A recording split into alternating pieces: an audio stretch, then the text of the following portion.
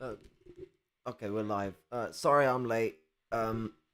Was having some I was in a discussion with someone about the primacy of the primary nature of praxis in regards to the dialectical theory of knowledge.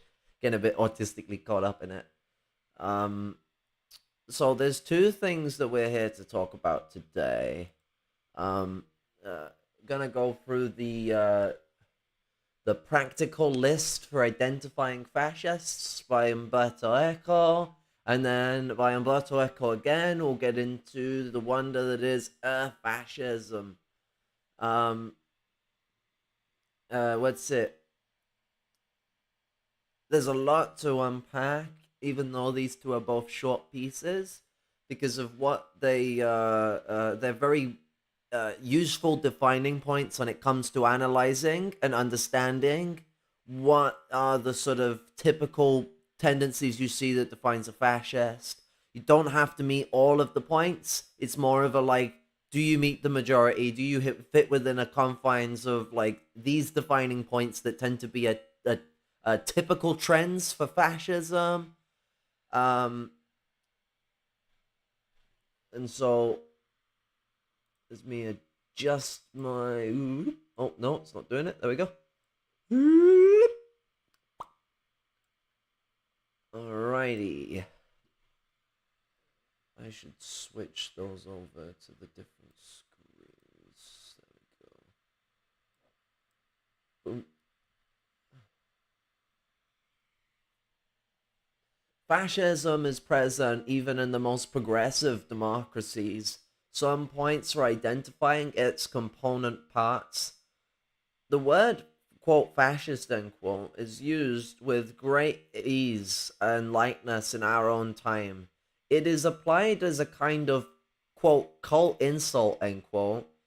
Someone or something is fascist when trying to impose arbitrary laws on others. In recent history, fascism was a mystical ideology and political movement, one founded by Benito Mussolini in Italy. During the period between the two world wars, by extension, the word has been used to reused to refer to Nazism and other totalitarian movements. What do contemporary quote fascisms end quote have in common with the historical ones? The question was taken up by the recently deceased Italian novelist and semiotician Umberto Eco, whom plunged into the word fascist to clarify some of its implications.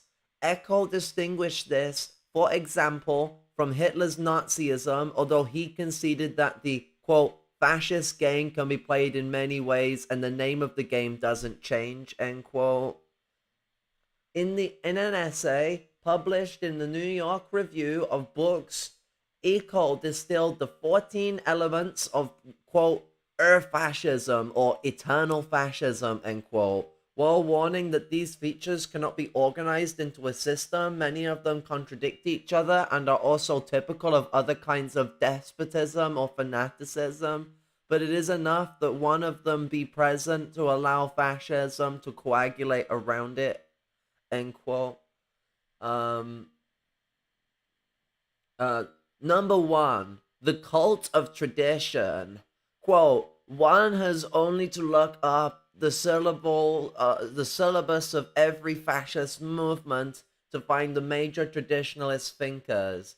The Nazi gnosis was nourished by traditionalist, syncretistic, oculent, occult elements, end quote. Um, Two, the rejection of modernism. Quote, the Enlightenment and the Age of Reason is seen as the beginning of the modern depravity. In the sense, fascism can be defined as irrationalism. Three, the cult of action for action's sale. Quote, I think they meant to say for action's sake, but I'm not sure. Quote, action being beautiful in itself, It must be taken before or without any previous reflection. Thinking is a form of emasculation, end quote. 4. Disagreement is treason. Quote, the critical spirit makes distinctions, and to distinguish is a sign of modernism. In modern culture, the scientific community praises disagreement as a way to improve knowledge, end quote. Um, 5. Fear of difference. Quote, the first appeal of a fascist or prematurely fascist movement is an appeal against the intruders. Thus, fascism is racist by definition, end quote. 6. Appeal to social frustration. Quote, one of the most typical features of the historical fascism was the appeal to a frustrated middle class, a class suffering from an economic crisis or feelings of political humiliation and frightened by the pressure of the lower social groups. End quote. 7. The obsession with a plot. Quote, the followers must feel besieged. The easiest way to evolve the plot is the appeal to xenophobia, end quote. 8. The enemy is both weak and strong. This is who's that fucking dickhead who wrote The Prince? Machiavellian. It's Machiavellian fucking this is a Machiavellian issue. This is Gramsci rightly criticizes Machiavelli for this. Basically, Machiavelli is like one of the main influences of this ideation of the enemy as both like this terrible weak thing that could never affect them, but is also this terrifyingly strong thing that could destroy everything gracious that they have. And Machiavellianism is a very core part of fascism.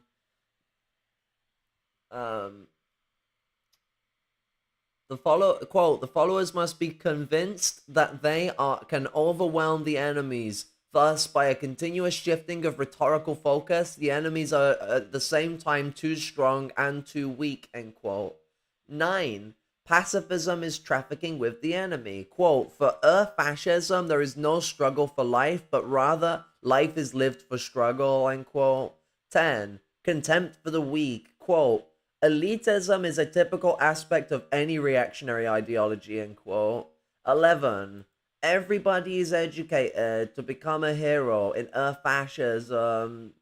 Quote, in fascist ideology, heroism is the norm. This cult of heroism is strictly linked with the cult of death, end quote. 12.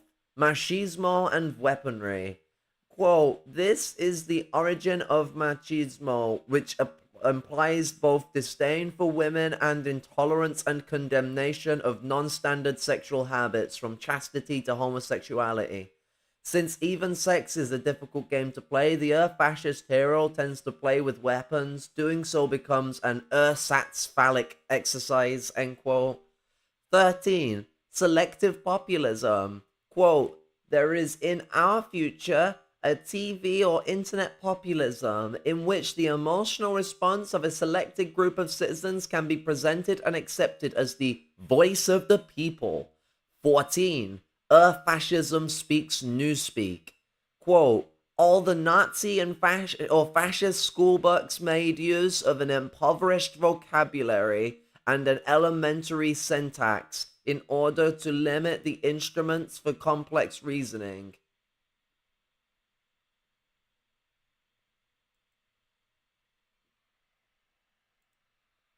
In reviewing these points, it's difficult not to think of current, quote, television dictators, end quote, in which politicians exercise a selective populism instigated by xenophobia, and in which the same political class is chosen from an elite of charismatic and photogenic people. This is presented without any preparation in critical thinking, nor in the art of governance. Fortunately, the rise of any new form of totalitarian power has always arrived accompanied by renewed forms of resistance, and in which difference and collaboration predominate in place of indifferent and collaborationism, We hope there is time to learn from the past so as to not to repeat its mistakes in the future. Bit too late for that.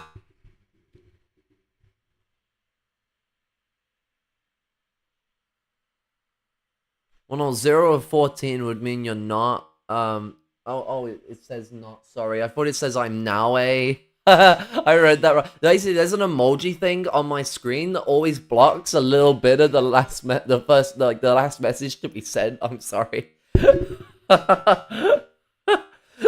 Oh god, I need to there we go. If I widen that out, that makes that no longer a problem. Hopefully, fucking OBS. More like IBS. Damn it, be butt plugging. So a lot of what it was quoting there is from a fascism, but I feel like going through the entire document's a good idea. It's just nice to have the 14 points there. People can just watch the 14 points if that's all they want to be here for, and I can dive deeper into things, and we can get into greater distilling of the problems at hand with, what defines and what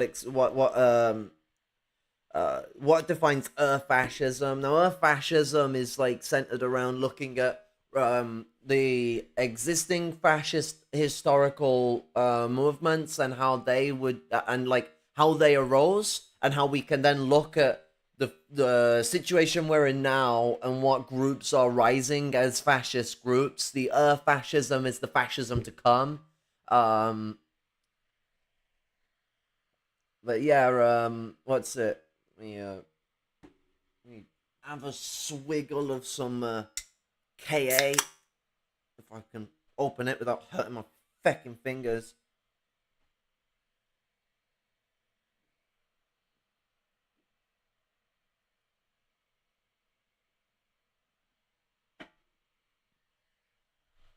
Oh god.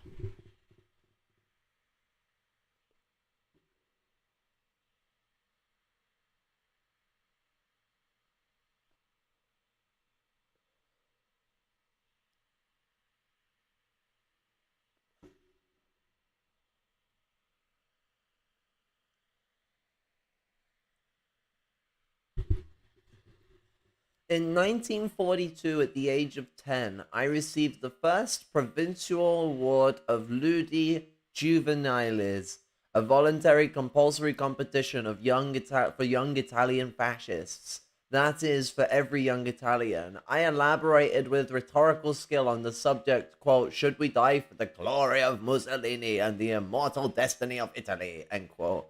My answer was positive. I was a smart boy. I spent 2 of my early years among the SS, fascists, Republicans, and partisans, shooting at one another. I learned how to dodge bullets. It was a good exercise. It was good exercise. In April 1945, the partisans took over Milan. Let me zoom in a bit. Might make it easier to be seen. The partisans took over in Milan. 2 days later, they arrived in the small town where I was living at the time. It was a moment of joy. The man in the square was crowded with people singing and waving, flags calling in loud voices for Mimo, the partisan leader of that area, a former maresciallo of the Carabinieri.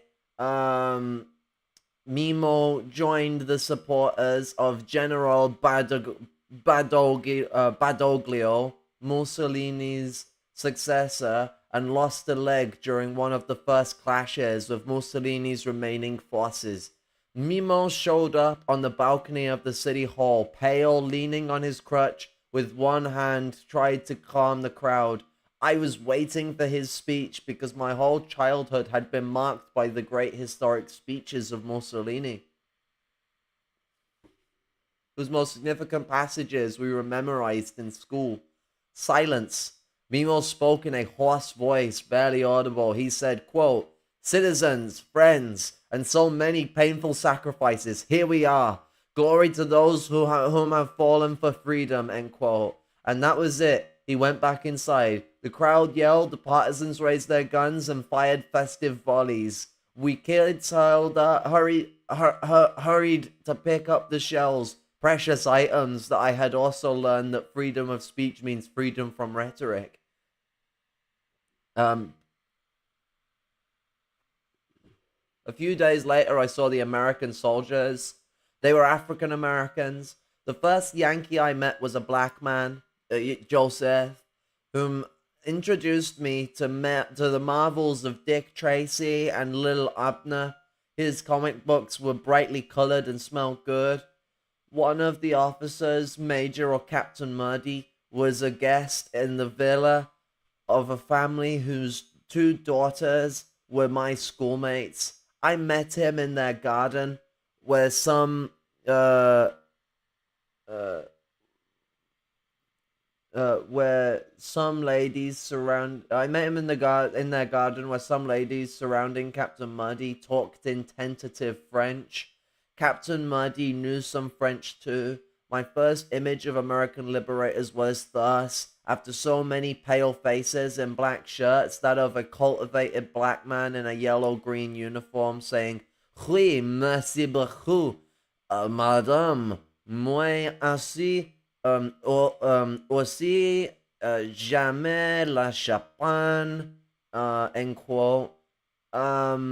Unfortunately, there was no champagne, but Captain Muddy gave me my first piece of Wrigley's spearmint. Are they really that old? What? Shit.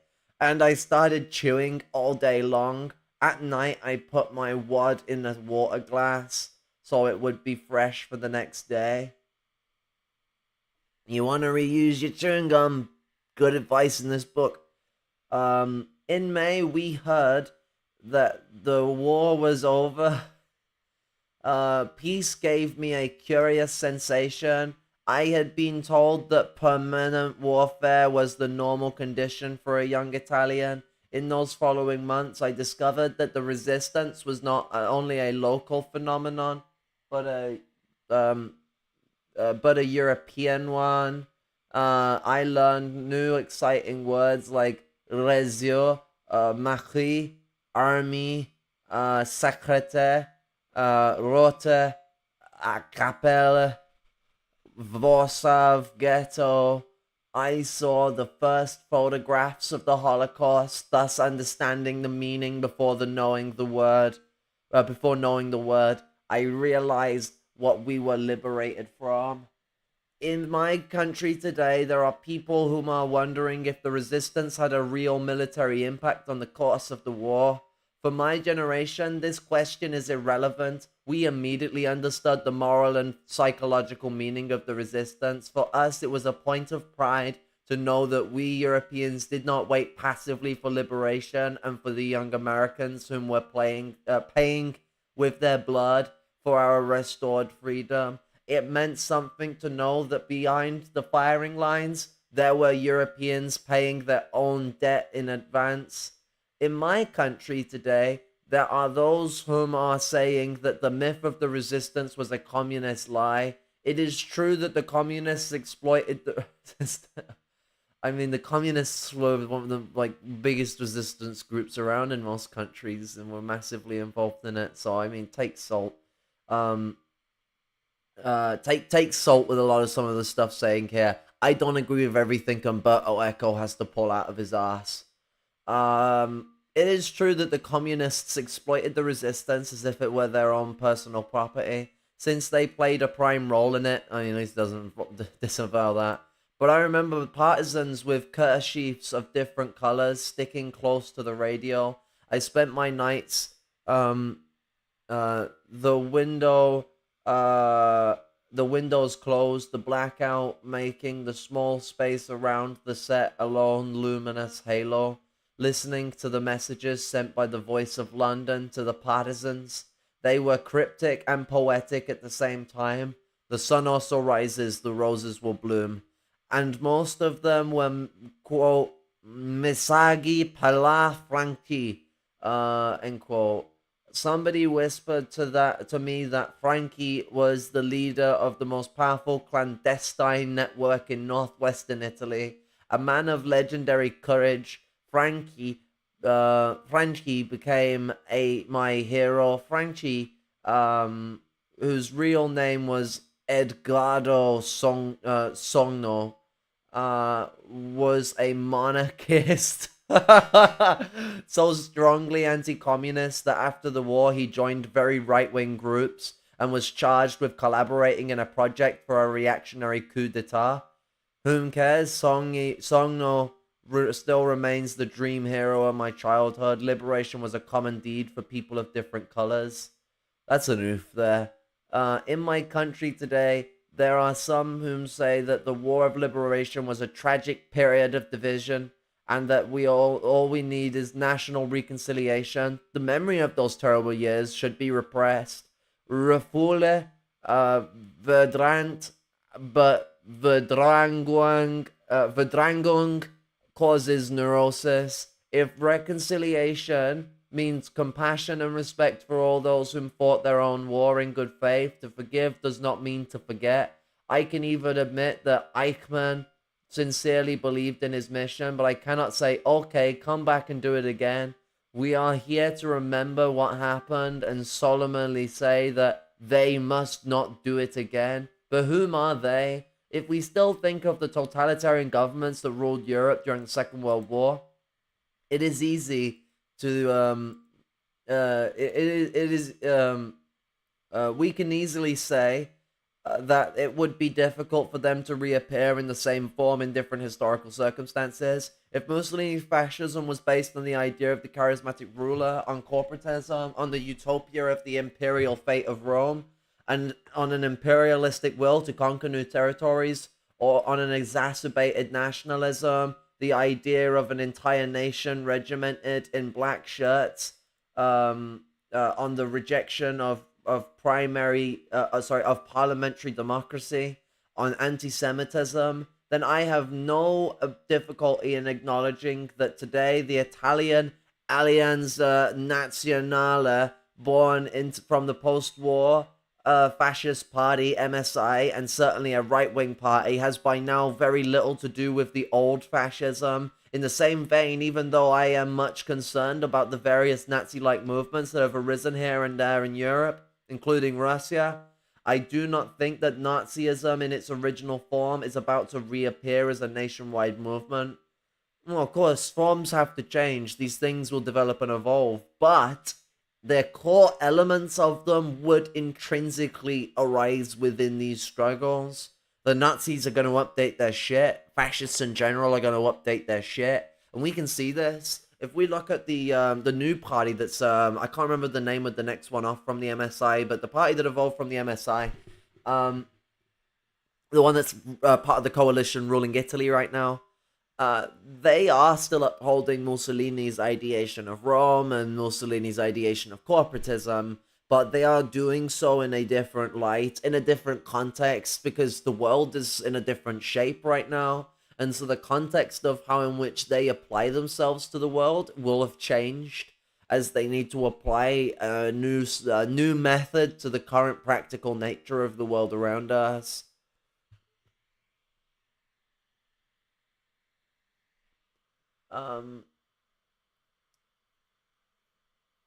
Nevertheless, even though political regimes can be overthrown and ideologies can be criticized or disowned, beyond a regime and its ideology, there is a way of thinking and feeling, a group of cultural habits, of obscure instinct, and unfathomable drives. Is there still another ghost stalking Europe? Not to speak of other parts of the world.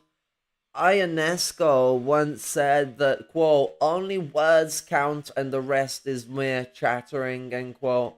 Linguistic habits are frequently important symptoms of underlying feelings. Thus,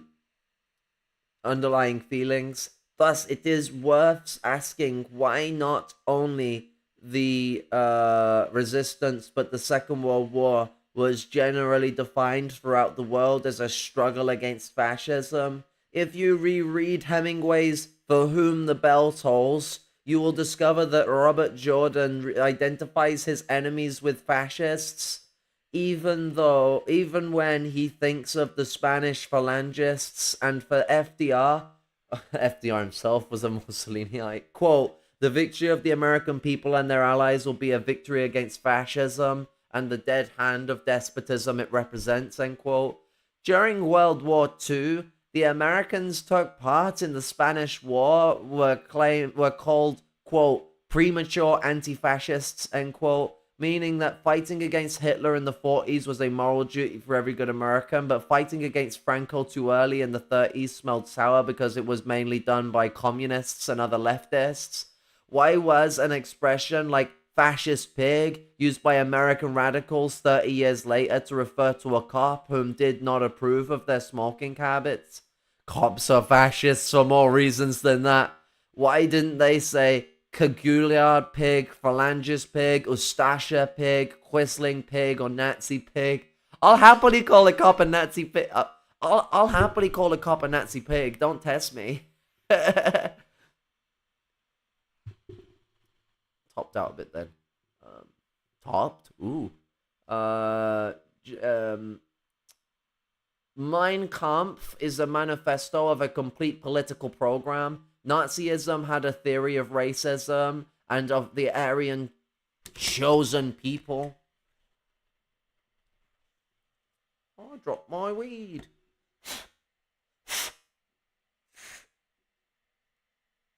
Technical difficulties.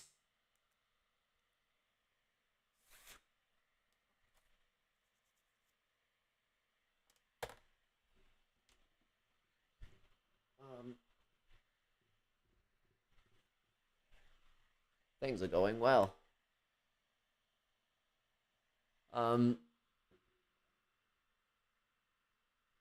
Yeah, a chosen people, a precise notion of degenerate art, in Tate Kunst, a philosophy of the will to power and the of the quote unquote Übermensch. Nazism was decidedly anti-Christian and neo-pagan, while Stalin's dialectical materialism, um, the official version of Soviet Marxism. That's a wonky way of putting it, but yeah, sure. I mean, dialectical materialism is just Marx. It's like Stalin isn't saying something that's like mutually exclusive from like Marx when he defines dialectical materialism. I don't. Blah, blah, blah. Was blatantly materialistic and atheistic. If by totalitarianism one means a regime that subordinates every act of the individual to the state and to its ideology, then both Nazism and Stalinism were true totalitarian regimes. Oh god, I forgot about some of the big funnies that I made halfway through this. Like I said, he makes some moves. When Umberto Eco is talking directly about the fascists, he makes some pretty salient points. But when he starts talking about like Marxism, Leninism,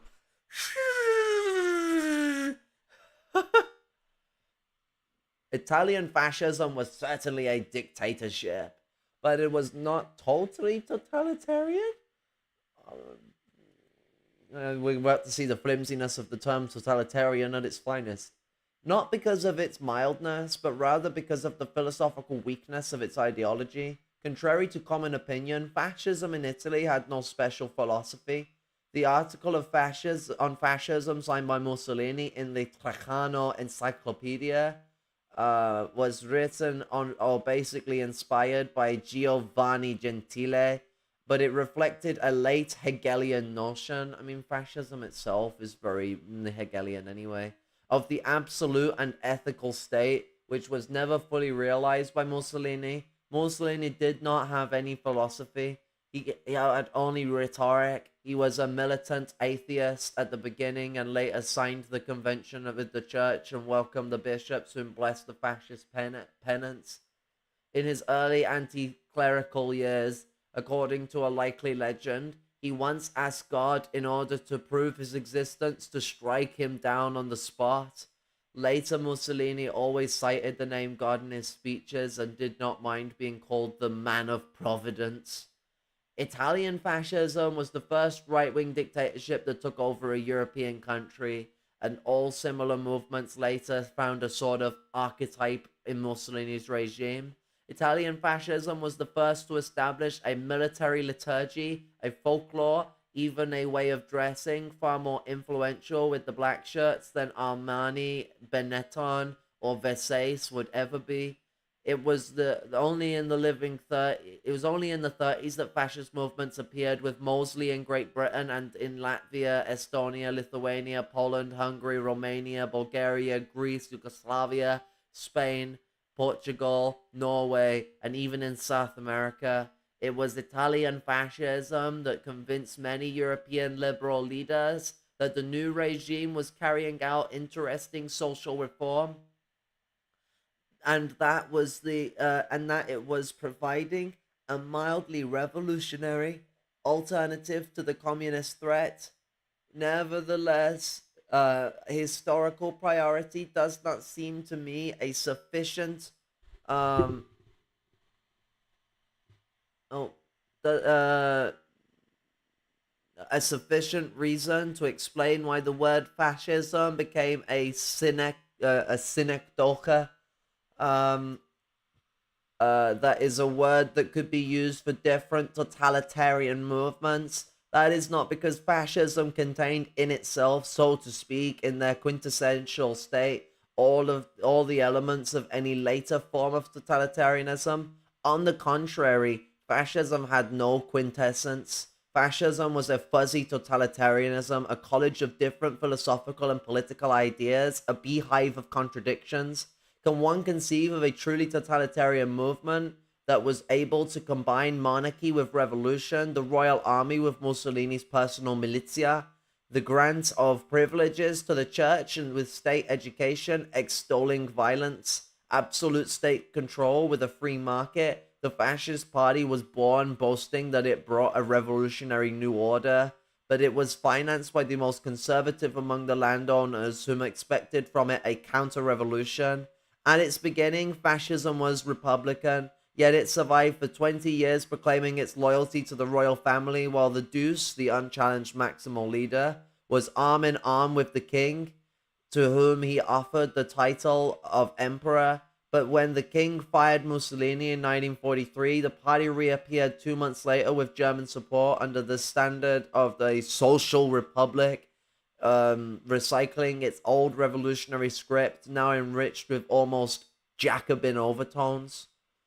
There was only a single Nazi architecture and a single Nazi art. If the Nazi architect was Albert Speer, there was no more room for Mies van der Rohe. Similarly, under Stalin's rule. Oh god, here we go. If Lamarck was right there was no room for Darwin.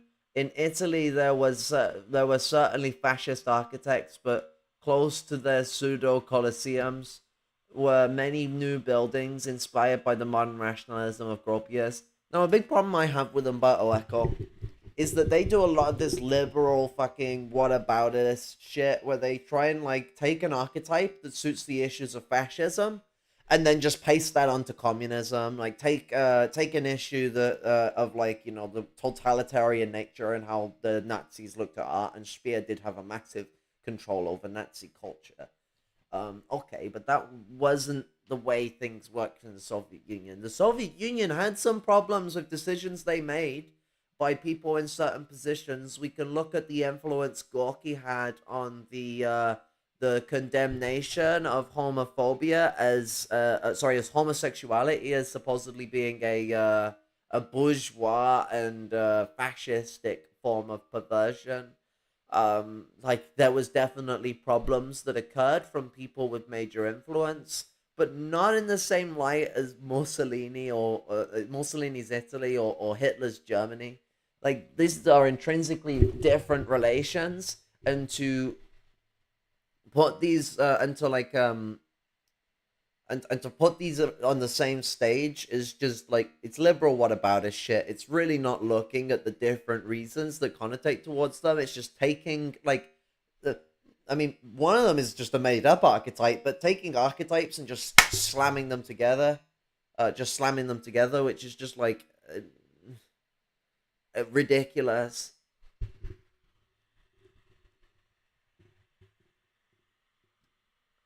There was no fascist Zdanov setting a strictly cultural line. In Italy, there were two important art awards. The Premio Cremona was controlled by a fanatical and uncultivated fascist, Roberto Farinacci, um, Roberto Farinacci, who encouraged art as propaganda. I can remember paintings with such titles as, quote, listening by radio to the Deuce's speech, end quote, or as, quote, states of mind created by fascism, end quote. The Premio Bergamo was sponsored by the cultivated and reasonably tolerant fascist Giuseppe Boltai, whom protected both the concept of art for art's sake and the many kinds of avant-garde art that had been banned as corrupt and crypto-communist in Germany. The national poet was Di Annunzio, a dandy whom in Germany or in Russia would have been sent to the firing squad. He was appointed as the bard of the regime because of his nationalism and his cult of heroism, which are in fact abundantly mixed up with influences of French fin de siècle decadence. More bullshit about the Soviets again. Like, take Futurism. One might think it would have been considered an instance of Entate Kunst, along with Expressionism, Cubism, and Surrealism. But the early Italian futurists were nationalists. They favored Italian partition in the First World War for aesthetic reasons. They celebrated speed, violence, and risk, all of which somehow seemed to connect with the fascist cult of youth. While fascism identified with the Roman Empire and rediscovered rural traditions, Marinetti proclaimed that a car was more beautiful than the victory of Samothrace and wanted to kill even the moonlight, was nevertheless appointed as a member of the Italian Academy, and which treated moonlight with great respect. Many of the future partisans and the future intellectuals of the Communist Party were educated by the GUF, the Fascist University Students Association, which was supposed to be the cradle of the new fascist culture. These clubs became a sort of intellectual melting pot where new ideas circulated without any real ideological control. It was not that the men of the party were tolerant of radical thinking, but few of them had the intellectual equipment to control it. During those 20 years, the poetry of Montale and other writers associated with the group, called the Emetiki, was a reaction to the bombastic style of the regime. These poets were allowed to develop their literary protest from within what was seen as their ivory tower. The mood of the Emetiki,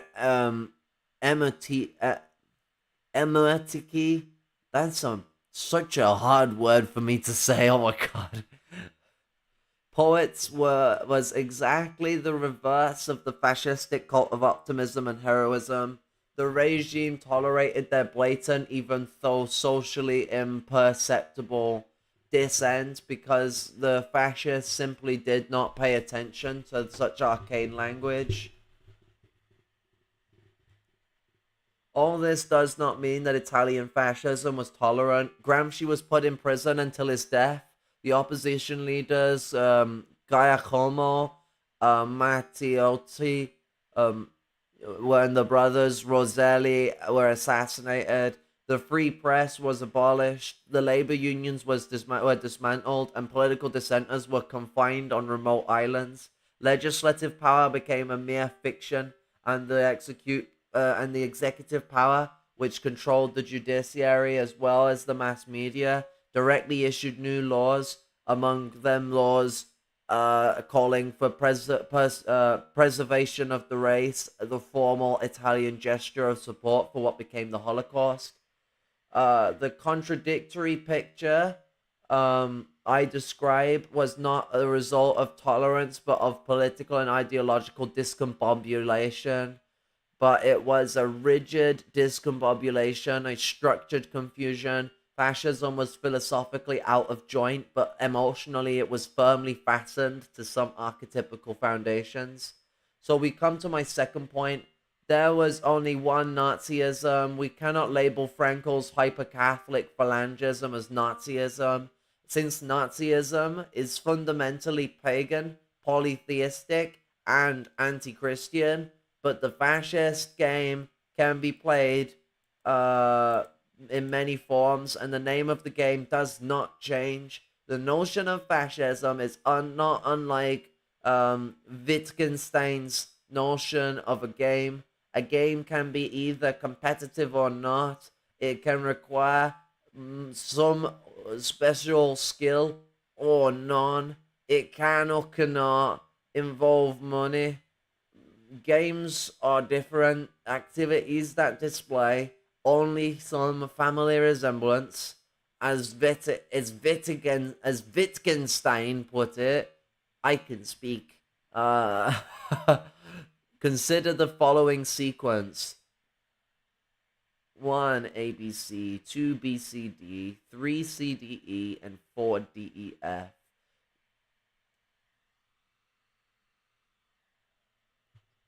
Suppose there is a sense of political groups, which one is characterized by the features A, B, C, groups 2 by the features B, C, D, and so on. Group 2 is similar to Group 1 since they both have two features in common. For the same reasons, 3 is similar to 2 and 4 is similar to 3. Notice that 3 is also similar to 1. They have in common the feature C. The most curious case is presented by 4, obviously similar to 3 and 2, but with no feature in common with 1. However, owing to the uninterrupted series of decreasing similarities between 1 and 4, there remains by a sort of illusory transitivity a family resemblance between 4 and 1. Fascism became an all-purpose term because one can eliminate from a fascist regime one or more features, and it will still be recognized as fascist. Take away imperialism from fascism, and you still have Franco and Salazar. Take away colonialism, and you still have Balkan fascism of the Ustashas. Add to the Italian fascism a radical anti-capitalism, which never much fascinated Mussolini, and you have Ezra Pound. Add a cult of Celtic mythology and the Grail mysticism, completely alien to official fascism, and you have one of the most respected fascist gurus, Julius Evola. Um, but in spite of this fuzziness, um, I think it is possible to outline a list of features that are typical, or what I would like to call fascism, or eternal fascism. These features cannot be organized into a system. Many of them contradict each other and are also typical of other kinds of despotism or fanaticism. But it is enough that one of them be present to allow fascism to coagulate around it. 1. The first feature of fascism is the cult of tradition. Traditionalism is, of course, much older than fascism. Not only was it typical of counter-revolutionary Catholic thought after the French Revolution, but it was born in the late Hellenistic era as a reaction to classical Greek rationalism. In the Mediterranean basin, people of different religions, most of them indulgently accepted by the Roman pantheon, started dreaming of a revelation received at the dawn of human history. This revelation, according to the traditionalist mystic, had remained for a long time concealed under the veil of forgotten languages. in Egyptian hieroglyphs, in the Celtic runes, in the scrolls of the little known religions of Asia. The new culture had to be syncretistic. Syncretism is not only, as the dictionary says, quote, the combination of different forms of belief or practice, end quote, such as the combination must tolerate contradictions. Each of the original messages contains a silver of wisdom, and whenever they seem to say different or incompatible things, it is only because it is only because all are alluding allegorically to the same primeval truth.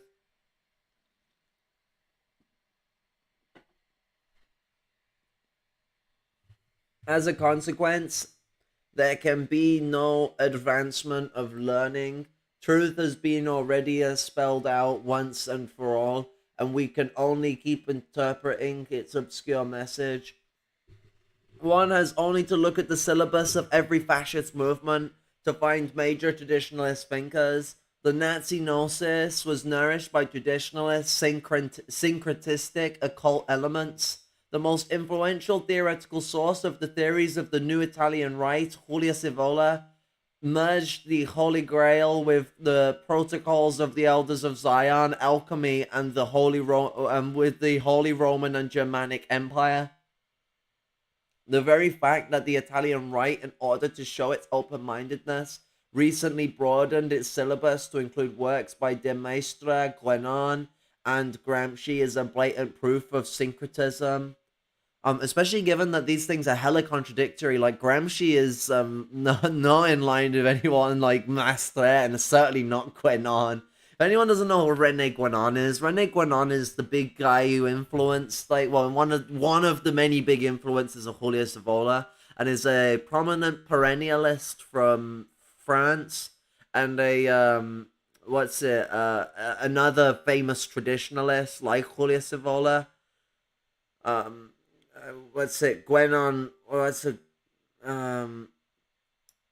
what is that type of fucking idealist? There's a specific type of idealist that Guénon is, but I can't think of the term right now. Dingus brain moments. Um, what's it? If you browse in the shelves that in American bookstores are labeled as New Age, you can find there even Saint Augustine, whom, well, as far as I know, was not a fascist, but combining Saint Augustine and Stonehenge, that is a symptom of fascism. Traditionalism, number two, traditionalism implies the rejection of modernism. Both fascists and Nazis worshipped technology, while traditionalist thinkers usually reject it as a negation of traditional and spiritual values. However, even though Nazism was proud of its industrial achievements, its praise of modernism was only the surface of an ideology based upon blood and earth, Blut und Boden. The rejection of the modern world was disguised as a rebuttal um, of the capitalistic way of life. Um, but it mainly concerned the rejection of the spirit of 1789 and of 1776, of course. The Enlightenment, the Age of Reason, is seen as the beginning of modern depravity in the sense fascism can be defined as irrationalism.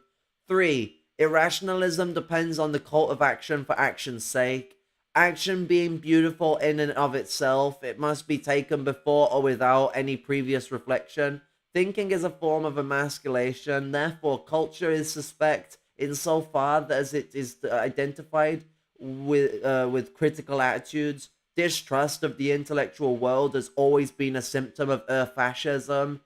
From Goering's alleged statement, quote, "When I hear talk of culture, I reach for my gun," end quote, to the frequent use of such expressions as, quote, "degenerate intellectuals," end quote, "eggheads," end quote, effete snobs," end quote, "universities are the nest of reds," end quote. The official fascist intellectuals were mainly engaged in attacking modern culture and the liberal intelligentsia for having betrayed traditional values. Um, 4. No syncretistic faith can stand without analytical criticism. The critical spirit makes definitions, and to distinguish is a sign of modernism. In modern culture, the scientific community praises disagreement as a way to improve knowledge. For fascism, disagreement is treason. 5. Besides disagreement is a sign of diversity. Fascism grows up and seeks for consensus by exploiting and exacerbating the natural fear of difference. The first appeal of a fascist is, or prematurely fascist movement, is an appeal against intruders. Thus, fascism is racist by definition. 6. Fascism derives from individual or social frustration. That is why one of the most typical features of the historical fascism was the appeal to a frustrated middle class, a class suffering from an economic crisis or feelings of political humiliation and frightened by the pressure of lower social groups in our time. When the old, quote, proletarians, end quote, are becoming petty bourgeois and the lumpen are largely excluded from the political scene, the fascism of tomorrow will find its audience in its new majority.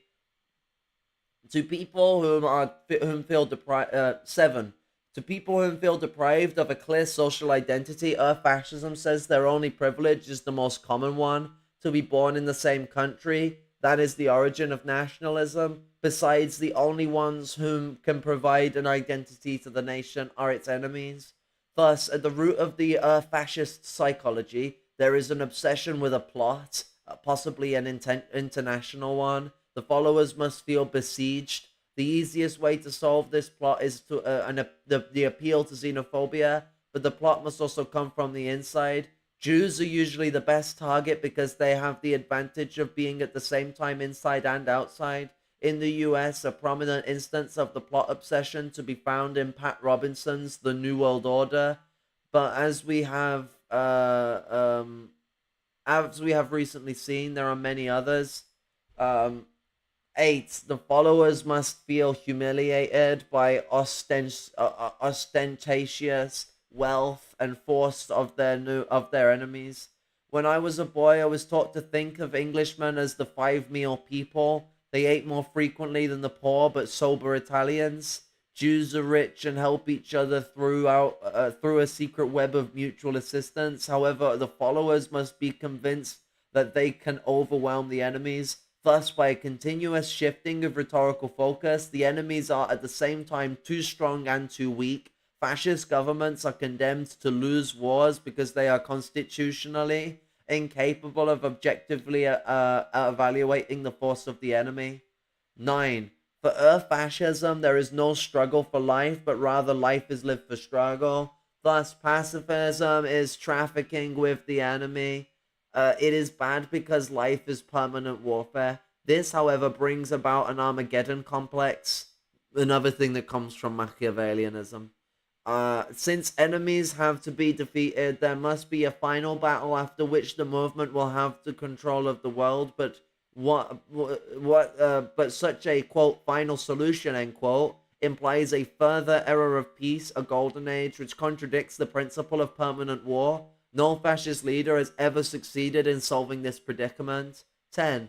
Elitism is a typical aspect of any reactionary ideology, insofar as it is fundamentally aristocratic, and aristocratic and militaristic elitism cruelly implies contempt for the weak. Fascism can only advocate a popular elitism. Every citizen belongs to the best people of the world. The members of the party are the best among the citizens. Every citizen can or ought to become a member of the party, but there cannot be patricians without plebeians. In fact, the leader, knowing that his power was not delegated to him democratically but was conquered by force, also knows that his force is based upon the weakness of the masses. They are so weak as to need and deserve a ruler. Since the group is hierarchically unorganized according to a military model, every subordinate leader despises his own underlings and each of them despises his inferiors. This reinforces the sense of mass elitism. Yeah, I mean, Nazism really relies on this, like, this idiotic ideation of a weakness of the masses when, as Marxists, we aptly believe that it is the masses that make history. The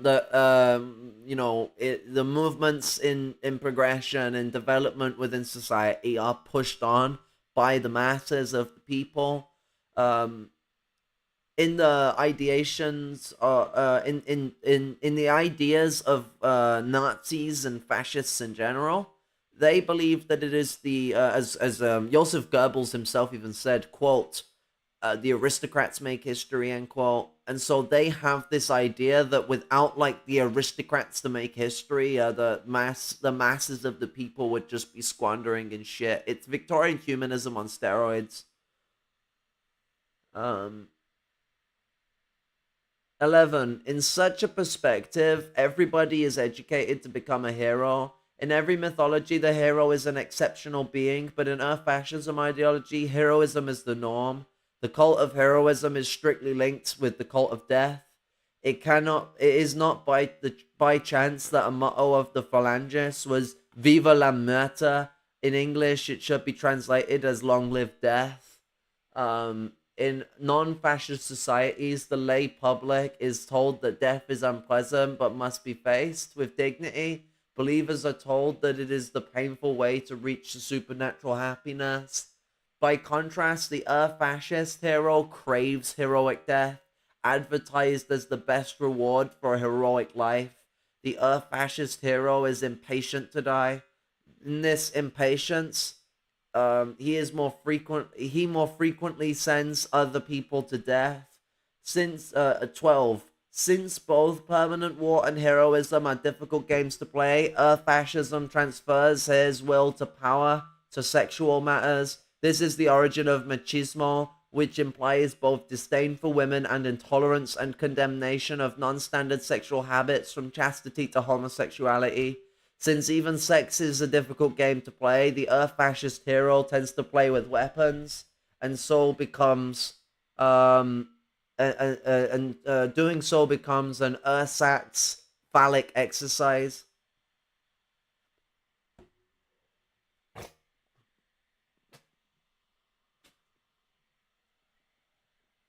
Um, ah, my hands being a cunt. Um, 13. Fascism is based upon a selective populism, a qualitative populism, one might say. In a democracy, the citizens have individual rights, but the citizens in their entirety have a political impact only from a quantitative point of view. One follows the decisions of the majority. For fascism, however, individuals as individuals have no rights, and the people is conceived as a quality, a monolithic entity expressing the common will. Since no large quantity of human beings can have a common will, the leader pretends to be their interpreter. Having lost their power of delegation, citizens do not act. They are only called on to play the role of the people.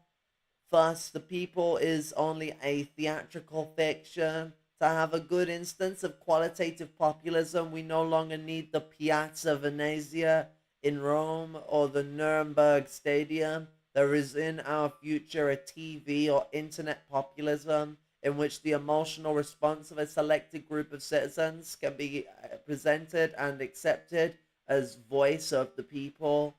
Because of its qualitative populism, fascism must be against rotten, quote unquote rotten parliamentary governments. I can read, I promise. One of the first sentences uttered by Mussolini in the Italian parliament was, quote, I could have transformed this death and gloomy place into a bivouac for my maniples, end quote. That's maniples is one word, not man nipples, not to be confused. So they can be just as fun. What's it? Sorry, I can't help myself but make a sex joke. But yeah, Mussolini, I could have transformed this deaf and gloomy place into a bivouac for my maniples. What does maniples actually mean? I don't know what that word means.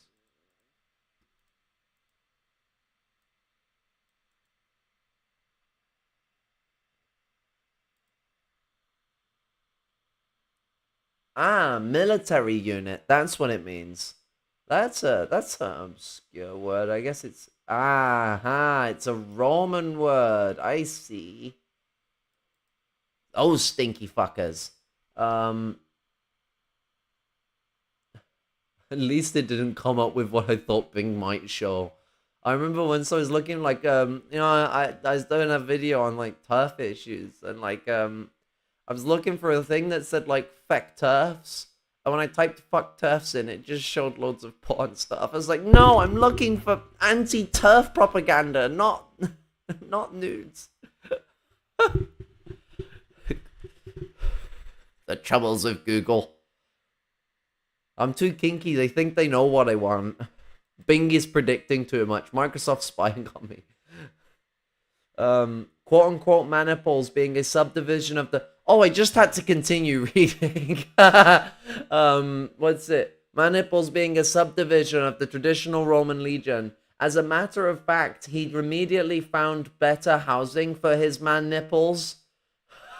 God, sorry, I keep reading the word wrong and it just makes it sound so funny. It's such a hard word to say without it sounding like man nipples. I'm sorry. Mussolini's just trying to store his man nipples somewhere. I don't know why he removed them from his body. But a little later, he liquidated the parliament. Wherever a political caste doubt on the legitimacy of a parliament because it no longer represents the voice of the people, we can smell fascism. Smells a bit like fascism. Sorry. 14.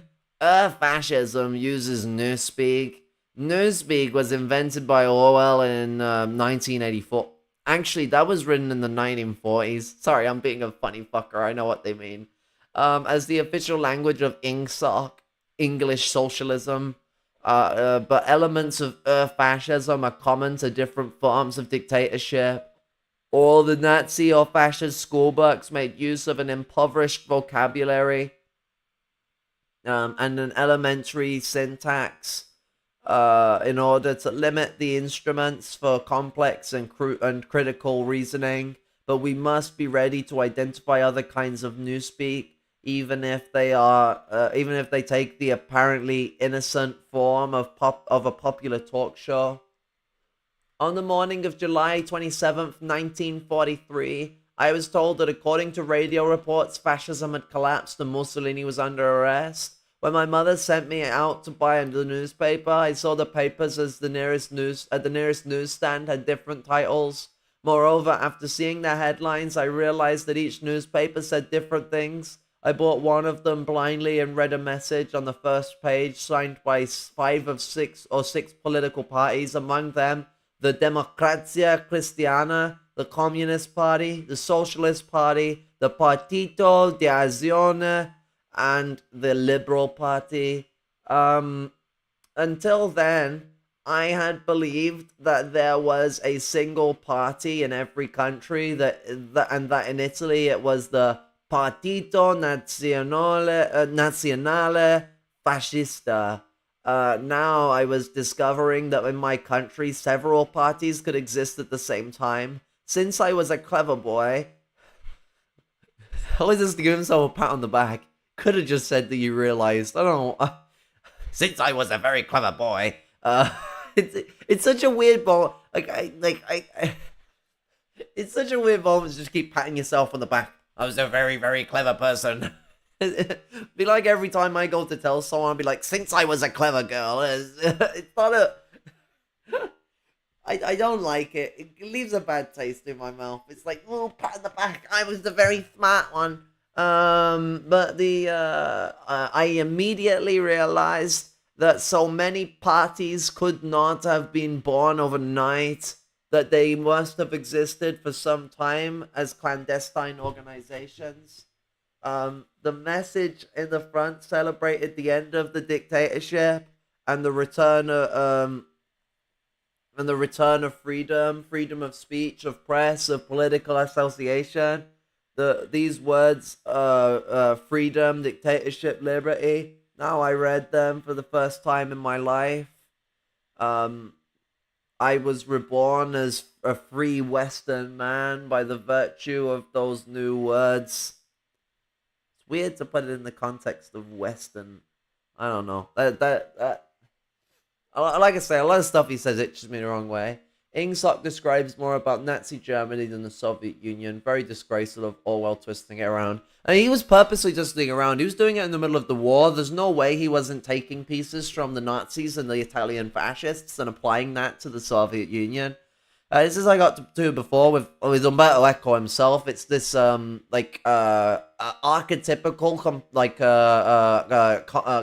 like it's this smashing together of archetypes. This archetypical nonsense where one is not looking at the full content of the situation. They're just slapping things together.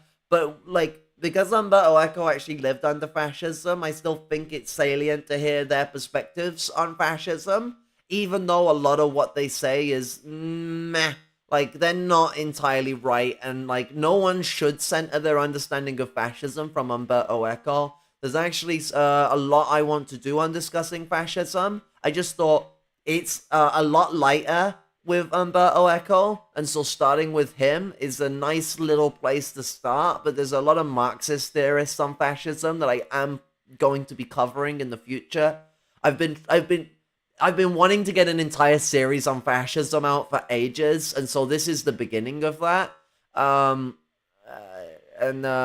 So like, there's going to be a lot to come. Umberto Eco was a bit of a silly neo-Marxist type with the shit he pushes, but what's it? There will be MLs to come, and MLM positions on fascism, so that we can get a wider understanding of what fascism is from a Marxist perspective.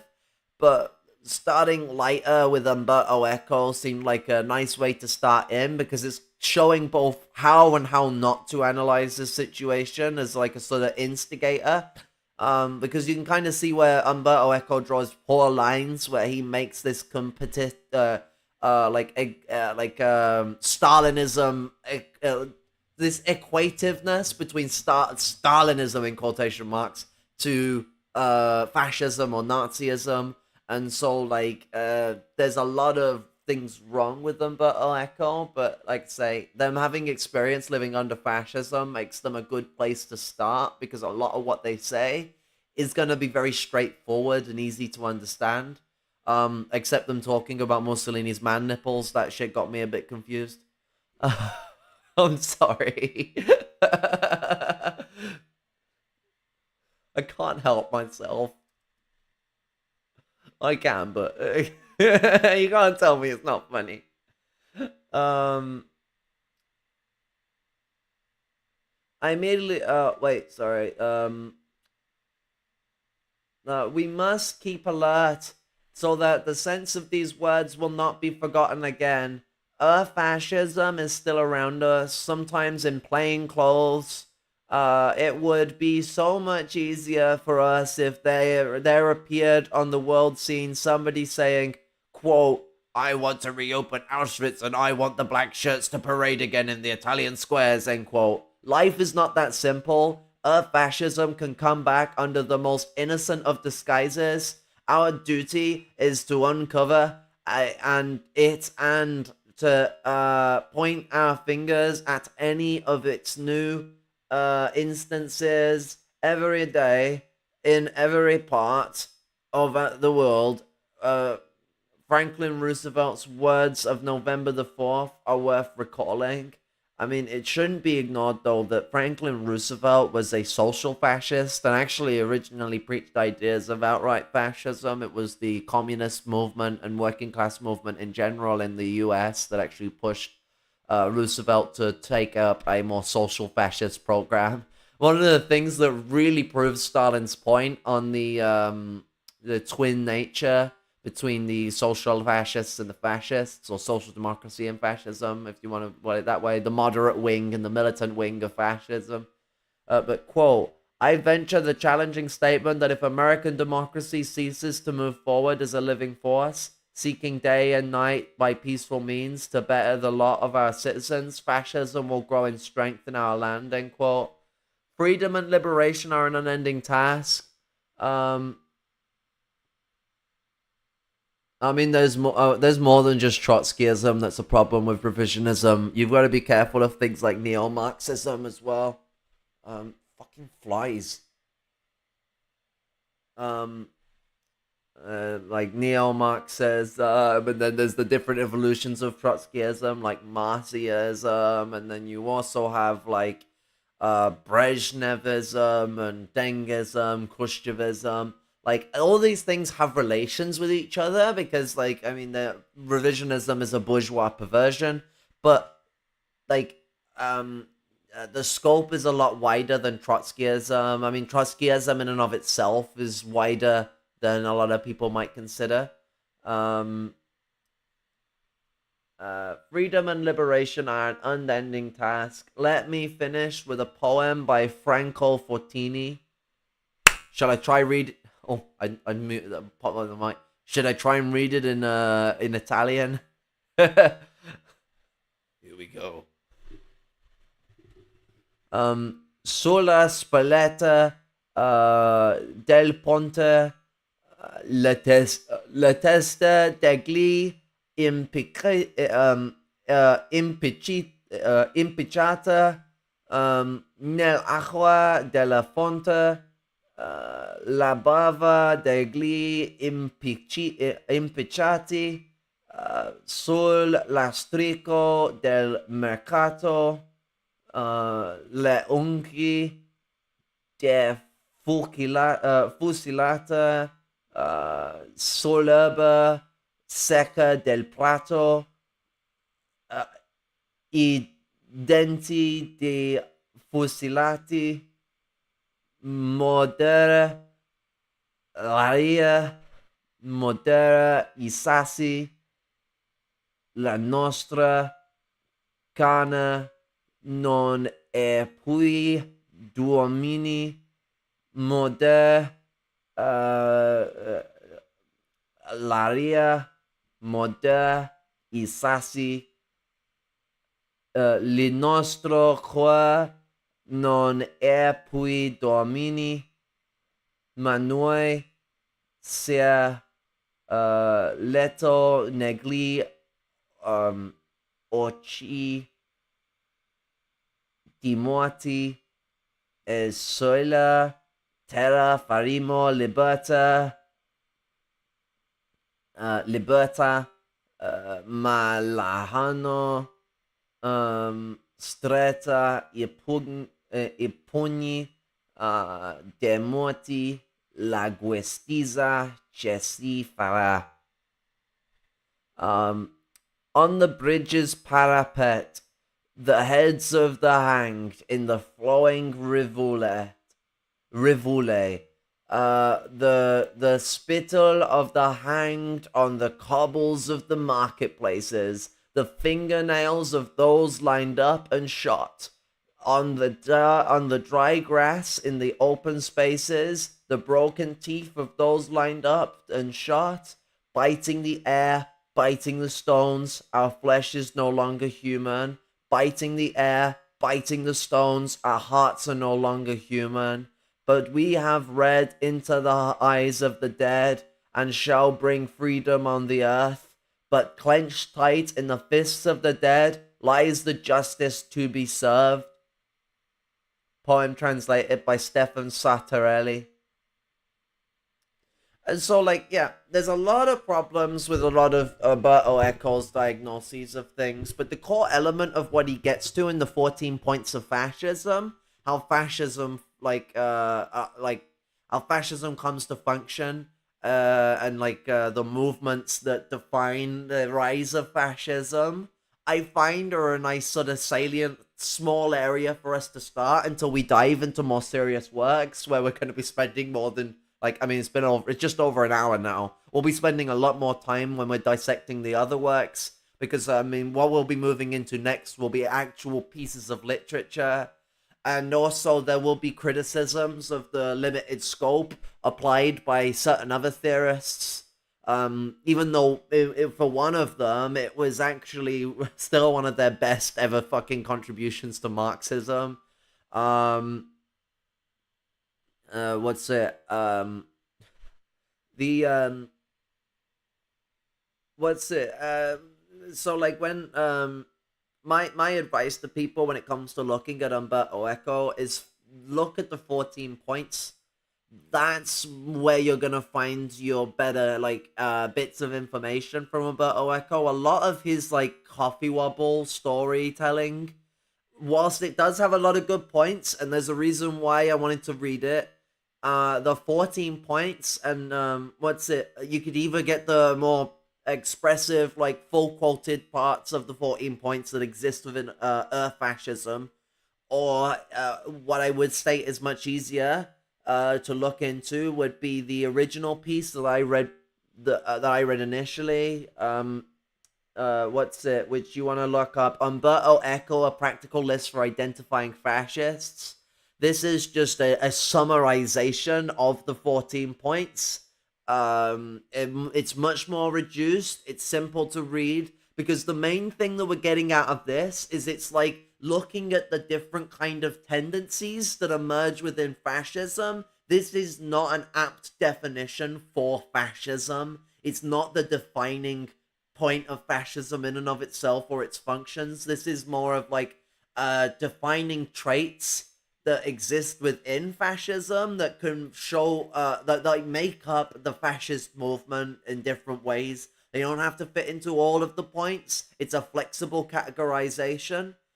And what's it? There is certainly a lot more to be talked about and explained in regards to fascism, and I would cite this as part one on my. I mean, I've already mentioned this before in streams before, but on the fucking long-awaited series on fascism, I should probably make a playlist for this when I start putting out other content on this. Um, the it won't just be me reading alone all the time. I will be trying to get people on for some of the more like elongated projects that we need to talk about. Because there's wide discussions that need to be had that one brain just reading and litigating I don't think will be enough.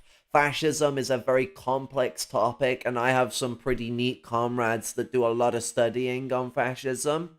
And so bringing these things to the forefront to make as wide of an active discussion as we can possible is at its is a necessity, especially for the serious Marxist theorists to be bringing to the table in the discussion of what is fascism, how does it come to arise, and like what should we be looking for to analyze, look, and like describe this and sorry, analyze and assess what is a fascist and whom are the fascists arising now. Umberto Eco is like a beginner's, like it's baby's first definitives of fascism. It's the beginning, it's the opening of the door. What I'll be getting into next would be more like the door being caved in. Um, but I am also against revisionism as well. You're right about being careful with allowing revisionists to come in. Yeah, there's a wide scope of different types of revisionists, and so yeah, carefulness is very important. Um, Also in this series, I will be doing the a lot of I want to get into some explanations on like the differences between social fascism and fascism that would make for a good stream in and of itself. Um, what's it? a core piece to really speak about in regards to that would be Stalin's position on moderate and militant fascism. But there's also more theoretical works to get into on that, and my own ideas to bring to the stage, as well as like I say, I'll be bringing comrades in on a lot of things, and the discussion on moderate and militant fascism or social fascism and fascism will be um, will be a will be a really important discussion to be had in this series.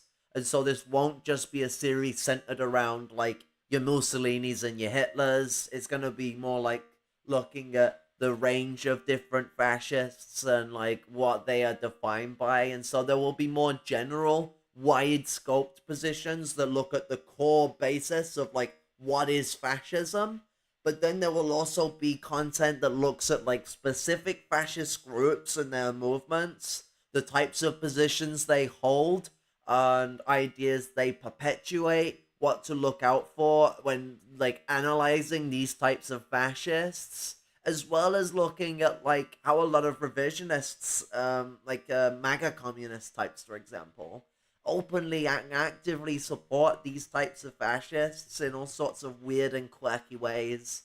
So there's a lot that needs to be gotten into. Um, I, um, I wouldn't want anyone taking away from this as some sort of like complete or like salient understanding of fascism. This is like the very very short beginning to a very very wide journey. I can't even fit all my arms on the screen. Fuck it, just have them both off it. To a very very wide journey. Um uh and so I just joined, so sorry if you already talked about this. What do you think the primary dialect under fascism is? What do you mean by the primary dialect under fascism? Like, fascism is like its primary purpose is counter-revolution and the protection of capitalism.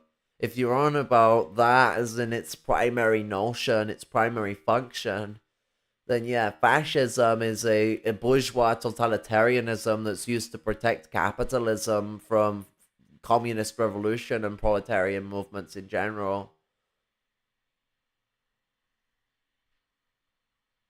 Sorry for the diving into fascism videos in the future. Absolutely.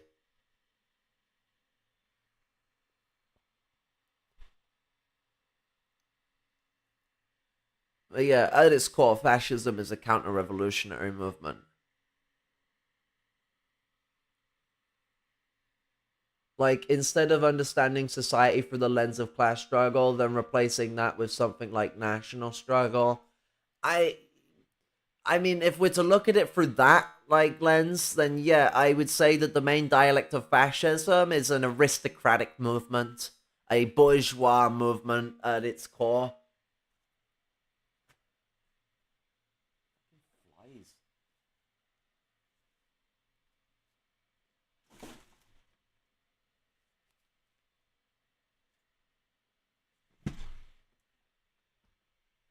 Can't have my window open without these fucking midges getting in my house. I hate them so much. Yeah, no, this was actually mentioned in fascism, but the not to the extensivity that it might need to be talked about. But yeah, an aristocratic and bourgeois movement is at the core of fascism. It does not see to it that the masses and that class struggle makes history. Instead, that it pushes for a collaborationism under the righteous leadership of the aristocracy. Well, righteous, but you know what I mean.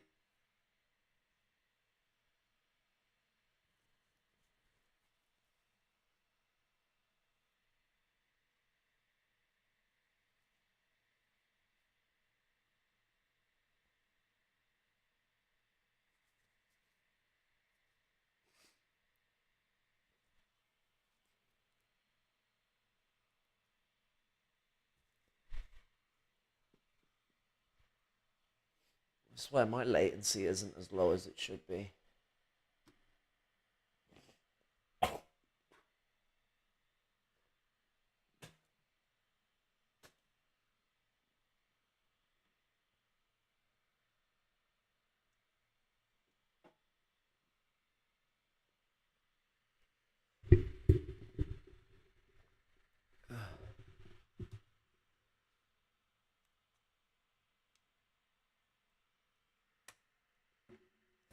I only just got a notification that I'm live on my email.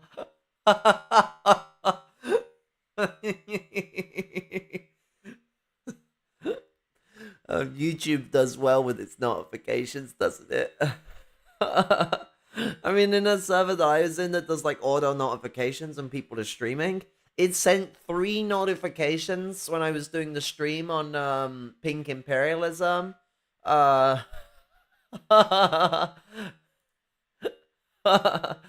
It's such a broken system. Um, but yeah, in the future streams to come on this topic, we will be diving into more principled Marxist positions on fascism from MLs and MLMs. It won't just be centered around them. We will look at like other forms of like diagnoses and analyses of fascism, but they would be under analytical. All of these things are going to be under analytical critique. But the main facet of the situation that we're diving into next will be looking at a more a more principled position held by a Marxist-Leninist author that I can't quite remember the names of.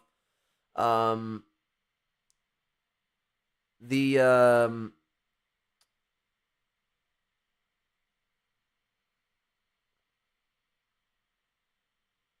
what's it? I'm having such brain fog at the moment. I got like an argument before this stream started and kind of like fucking discombobulated myself by the end of it. Not because of the argument itself, but because like when I got the message about the stream of like, maybe you should be starting the stream. You started. The person who messaged me was being lovely about it. They were like, I'm disabled too. I understand what it's like to be a bit messy. And damn straight, you're right. I am messy when it comes to being like on time. I swear I never get my stream started on time. It's always like 5 to like 24 hours late and nothing in between. Sorry, and everything in between. Well, this was meant to be done. I think it was like a month ago. It was like June the 6th or something. So, I'm really good at doing I'm really good at sticking to my time schedules. Well, that's where MLM positions would come in. Marxism, Leninism, Maoism. Yeah, I would be looking at Maoist positions on this too. But we're gonna move. Through to ML first because there's an ML author that I specifically want to cover next that has an incredibly great position on fascism. Just can't remember her name. And then what's it? I want to also look at like criticisms of fascism that don't go all the way, that were propagated by people like Trotsky and Dimitrov. Although, to be fair, Dimitrov's point on fascism being a total domination of the bourgeoisie is like one of the only good things that Fecker ever said. Really don't like Dimitrov. But nonetheless, or nevertheless, pick your fruit. Nevertheless,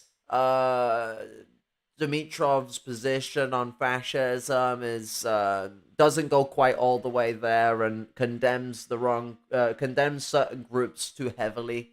Dimitrov has a very hyper fixation on despotic hatred towards the underclass, at least in my opinion. He doesn't seem to see the lumpen proletariat as someone that if you don't organize them, they will be controlled by the fascists. He seems to hold the position that the lumpen proletariat will just be manipulated by fascists and that's it. Like, we're just pawns to their game. What's it? his positions are like really wonky, janky, and quite contradictory at times. But we will dive into Dimitrov in another time. I have some ARML comrades that have some incredibly salient criticisms of Dimitrov to put on the table when discussing this. And I feel like the Dimitrov video would go a little wider than just his positions on fascism, because we also have Dimitrov's idiotic idea of the quote popular fronts end quote, or the people's democracies. Popular frontism disintegrates the Marxists into these united people's parties, wherein which our voice is completely drowned out by the other groups involved in the parties. One of the really understanding things to note with the United Front that's important to know is that with the United Front, because these organizations remain as functional organizations in a united front with each other, every organization has a voice. In a popular front, every organization does not have a voice. In a popular front, every organization, well, former organization, I say every ideology is vying to be the voice, to be the head of the organization. And so it creates this internal internal competition. Okay, Lukács, I'll look into that too. Thanks, Exoteric Marxism. What's it? And so, like, with United Fronts, everyone has a voice, like, because all of the organizations have have their own structure and their own person that is like a representative of the ideas of many that comes to the forefront to speak up. And so, like, rather than it being this situation where we're all trying to vie for our ideology to have a voice, and whomever gets the most powerful voice has quite a lot of power over the party. And as we can see in a lot of these situations, like Syriza in Greece, that leads to exodus of Marxists. With a united front, that's not the case. If a united front fails, the Marxist organization keeps kicking on. We can see this with what happened with the Albanian struggle. The Albanian struggle tried to form, they did formulate United Front in the Albanian revolution against Nazi domination. And what we saw during that struggle was the bourgeoisie betray them. And because they did not liquidate themselves into a party, one party of just the Social Democrats, the bourgeoisie, and the Albanian communists all together in just one little roof, when that occurred, the Albanian Party of Labour was able to take the ante forward in their revolutionary struggle, unlike the people's parties in Europe, that when the bourgeoisie did as the bourgeoisie does, and the Social Democrats did as the Social Democrats do, and betrayed the communists, and betrayed the working class, they just disintegrated. They had no ways to continue functioning. And so United Fronts are where we should push ourselves.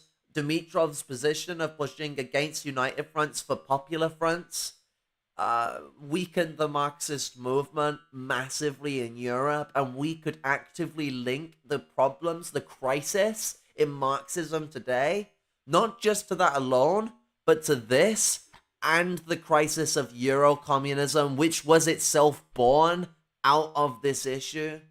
But yeah, no, Dimitrov is going to be a whole interesting discussion that I'll have some comrades on, because, like, I know people that are smarter than me that have some pretty good positions on this, and I'd like to bring them to the forefront. Yeah, absolutely, Conethius. Conethius, sorry, I think I'm pronouncing that wrong. What's it? Latin does the big scary. I'm sorry. Yeah, what's it though? I feel like I'm rambling on a bit. I might be dispelling people's interests a bit to a point. But I did want to lay out that this isn't just a one-off video. Here's my position on Umberto Eco as a way to look at fascism. It's more of a here's some archetypical understandings for people to wrap their heads around. just for what I'm gonna do next. This is a precursor to the entire series on fascism that me and a few other comrades have been talking about getting started for months, and I've been a little bit slow to the punch on this. I will try and keep up the ante on this formulation of content. It won't be the next stream that I continue this series though. The next stream, just to give a little bit of a sneak peek, is going to be on the Partido Comunista de Mexico position on the World Anti-Imperialist platform. Well, that's the Communist Party of Mexico or Mexico, whichever way you want to say it. But what's it? Yeah. And what's it? We'll be looking at this either in the next it won't be in the next few days because I'll be busy tomorrow. I'm going to see Iron Maiden on Tuesday, although I might be able to do it daytime Tuesday, but I doubt it. And then Wednesday morning, I'm hoping to finally get some like hospital treatment sorted. Hopefully, it might not be the case. I might have to wait for like some form of other like wait for an appointment instead. If I have to wait for an appointment, the video will come out Wednesday or Thursday. We'll stream. And I will try and get comrades on if I can, because I mean, there's an interesting bit of conversation to be had about the MAGA communists and the revisionists in general that are pushing this pseudo anti-imperialism. But this is what is next to come on my channel. I hope everyone enjoyed themselves. So love, respect, and solidarity to you all. What's it? Red salute, sisters, MBs, and brothers.